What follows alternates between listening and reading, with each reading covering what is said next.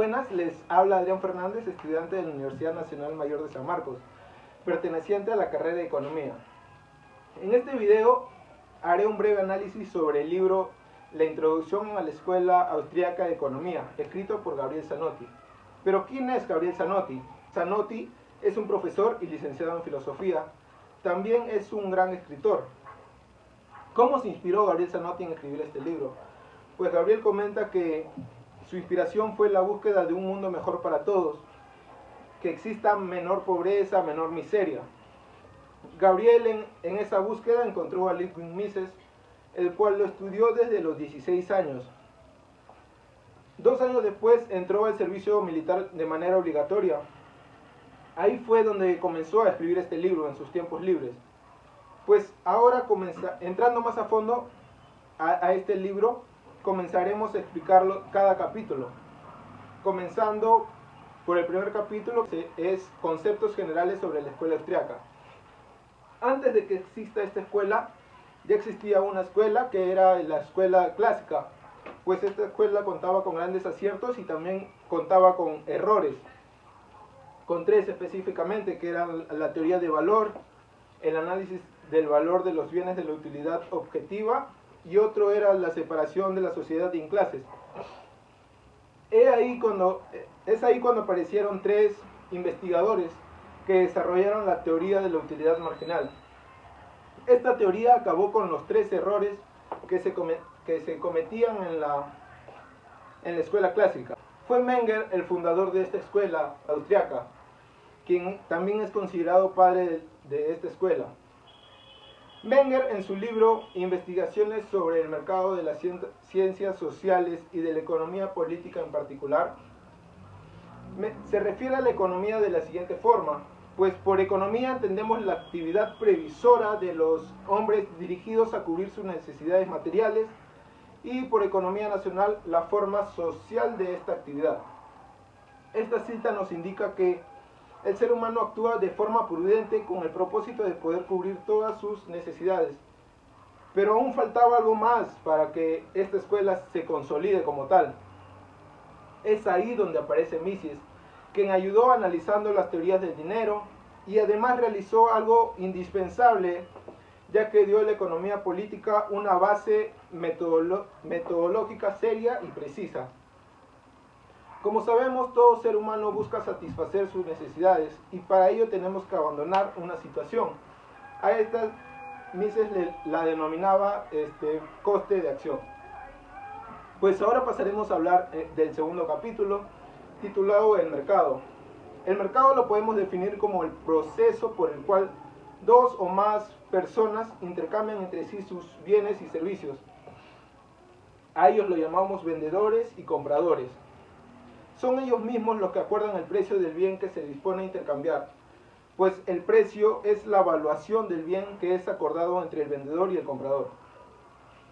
Sobre la teoría de la competencia perfecta y competencia monopolística, son los austríacos los primeros en afirmar que tal modelo no existe en realidad, ya que era Rothbard que afirmaba en su libro Economy and State: como sea la teoría de la competencia pura, es totalmente falsa, pues contempla la existencia de un estado de cosas absurdo, jamás realizable en la práctica, y que de serio estaría lejos de significar una situación de idílica felicidad. Pero ¿qué es lo que le da el valor a los bienes? En una definición que daba David Ricardo, se dice que los bienes valen por el trabajo que está contenido en ellos. Otro factor que se dice le da el valor a los bienes es el coste, pues ninguno de los dos se ha podido adaptar a la realidad. Ahora pasaremos a la parte 2, que es el monopolio. Es también una parte importante del mercado. El monopolio se refiere a que un solo individuo vende algo que no tiene un sustituto, por lo cual puede elevar el precio del artículo a su gusto, a lo que le dé la gana. Rothbard afirma la existencia de 7 factores en contra del monopolio, 7 factores antimonopolísticos, y los nombraba de la siguiente forma. El número 1 era la elasticidad de la demanda, número 2, competencia potencial. Como tercer factor antimonopolístico tenemos al factor competitivo permanente, a la ley de rendimientos decrecientes, límites de calculabilidad en el mercado, el comercio exterior libre, y también tenemos a los sustitutos, ya que como sabemos, todo producto cuenta con algún sustituto. Son muy pocos los productos insustituibles. Ahora pasaremos al capítulo 3, que es el cambio indirecto, lo cual está representado por el dinero. El dinero es el medio de intercambio general, pues el valor del dinero está determinado por su utilidad marginal, ya que este puede presentar en circunstancia es la que determina su poder adquisitivo de la persona, ya que sabremos si cuenta con mayores bienes o servicios. Un mal uso del dinero puede causar una inflación. Pero ¿cuáles son las causas de la inflación? Pues Gabriel lo nombraba de la siguiente forma. Número 1, como emisión de medios fiduciarios por parte del gobierno. ¿A qué se refiere esto? Pues esto sucede cuando se coloca más circulante en el mercado. También tenemos a la subida artificiales del salario. Esto sucede cuando los salarios son aumentados por un decreto estatal y no por un aumento de productividad. También se tiene el déficit financiero del presupuesto. Ahora pasaremos a hablar de los efectos de la inflación. ¿Cuáles son? Pues acá solo se nombran a dos, que eran la descapitalización y la distorsión del cálculo económico. Pero ¿cuál sería una solución a la inflación? En primer lugar, es necesario que el gobierno elimine los gastos que excedan los ingresos del Estado. Una vez solucionado ese problema, tal vez otras autoridades puedan cometer el mismo error, pues por lo que se sostiene que debe aplicarse un sistema que a los gobernantes prohíba inflar la moneda. Existen dos propuestas que están elaboradas por Mises, que nos indica que una vuelta del patrón de oro tendría que eliminarse, o la de Hayek, que consiste en la eliminación del curso forzoso por parte del gobierno. Ahora pasaremos al capítulo 4, que es la tasa de interés, ahorro, inversión y formación del capital. Analizando esto, observamos que el ser humano tiene una tendencia a consumir en el presente y no en el futuro, pues el hombre, al contar con el producto en sus manos, tiene dos opciones: o poder consumirlo ahora o tal vez más adelante. Pero para poder consumirlo a futuro debe darse un valor adicional que compense la espera. A esto se le llama interés originario. En la sociedad, ahorro e inversión se encuentran en el proceso denominado mercado de capitales. Ese mercado está formado, como todo mercado, por una oferta y una demanda. Pues ahora pasaremos al capítulo 5, que es trabajos y salarios. El trabajo es uno de los tres factores de producción. A esto se le llama también factor originario de producción de naturaleza humana. Es por definición un bien que sirve para la fabricación de otros bienes. Es en definitiva el aporte característico de la acción humana al proceso productivo en su conjunto. Pero como sabemos, nadie trabaja por amor al arte, pues se necesita de un salario. Por lo tanto, ¿qué es? El salario es el precio del factor de producción de trabajo. Y como sabemos, en todo mercado también existe la oferta y la demanda, pues la oferta está determinada por la cuantía total de gente dispuesta a ser contratada y la demanda por la cuantía total de gente dispuesta a contratar trabajadores.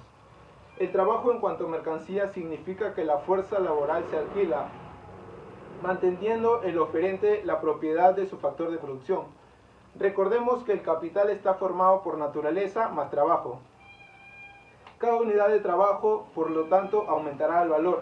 Es ahí donde el obrero podrá aumentar su salario. Ahora pasaremos al capítulo 6, que nos habla de los impuestos. Pues los impuestos es una contribución coactiva de los ciudadanos al Estado, buscando una solución para que el impuesto sea mínimo. Buscando una solución para que el impuesto sea mínimo, se encontró el impuesto neutro. ¿Qué es el impuesto neutro? Es el impuesto que afecta lo menos posible a la economización de recursos. Cuando nos referimos al impuesto neutro, nos referimos a aquel que produce la mínima perturbación al proceso del mercado. ¿Cuáles son los tipos de impuestos? Pues nos nombran dos, que es el indirectos y los directos. Los impuestos directos o impuestos a los réditos, como sabemos, es un impuesto que grava las ganancias. En general es progresivo a las ganancias, o sea que cuanto más se gana, mayor es el impuesto. Este impuesto significa menor nivel de vida para toda la población. Pero ¿qué pasa con los impuestos indirectos? Estos impuestos nos afectan a la proporción consumo-ahorro. Se pagan a medida que se consume, pues son impuestos al consumo. Y estas tienen una enorme ventaja, pues no afectan la cuantía potencial de capital al no gravar recursos que se hubieran destinado a su formación. Ahora pasaremos al capítulo 7, que nos habla del comercio exterior. El comercio exterior es el intercambio de bienes y servicios que se realiza entre países. Los fundamentos no pueden ser sino los mismos que rigen para el comercio entre los individuos. Los países comercian entre sí sencillamente porque de esa manera logran la satisfacción de las necesidades que requieren bienes para los cuales no cuentan con una actitud natural de producción. Por tanto, lo que en comercio interior nosotros llamamos compras y ventas, en comercio internacional se le llama como importación y exportaciones. Mediante la primera vendemos aquellos bienes que tenemos abundantemente porque nos resultan fáciles de producir, y con la segunda adquirimos aquellos que nos resultarían sumamente costosos de fabricar en el país. El tipo de cambio es la paridad que resulta del intercambio entre las diversas monedas. Exactamente lo mismo sucede a nivel internacional. Pongamos un ejemplo. Pues supongamos que 10 yenes son iguales a $1. Supongamos que ahora el gobierno japonés establece que $1 no puede costar en el mercado de cambios más de 5 yenes. Eso implica que el yen, que antes equivalía a un décimo del dólar, ahora equivale a un quinto. ¿Qué ha hecho el gobierno japonés? Pues ha sobrevaluado el yen y ha infravalorado el dólar. Es decir, le ha puesto un precio mínimo al yen y un precio máximo al dólar. Pues luego de esto el yen sobrará y el dólar va a faltar. Pues el gobierno japonés en ese momento protestará por la escasez de divisas. Al infravaluarse las monedas extranjeras y sobrevaluarse la nacional, tienden a aumentar artificialmente las importaciones y se frenan las exportaciones, pues al nacional le es más barato conseguir moneda extranjera con la cual pagar las importaciones, aumentando la demanda de estas. Como vemos, cada que el Estado actúa o interfiere con las leyes del mercado, las altera y produce deseconomización. Pues ahora pasaremos al último capítulo, que es titulada El socialismo. Este es el sistema social de división del trabajo en ausencia de propiedad privada de los medios de producción como tal. Como tal puede funcionar, es decir, si logra la satisfacción de las necesidades prioritarias de la manera menos costosa posible, cosa en lo que consiste precisamente el proceso de economización de los recursos. El mercado requiere para su funcionamiento la propiedad privada, o sea, la facultad de usar y disponer de un bien económico. La economía socialista intenta planificar, pero como bien lo demostró von Mises, indica que esta escuela, como carece de propiedad, mercado, precios, no puede hacerlo, no puede planificar. El socialismo es el sistema social de división del trabajo en ausencia de la propiedad privada de los medios de producción. Por tanto, el sistema socialista no puede funcionar como sistema económico.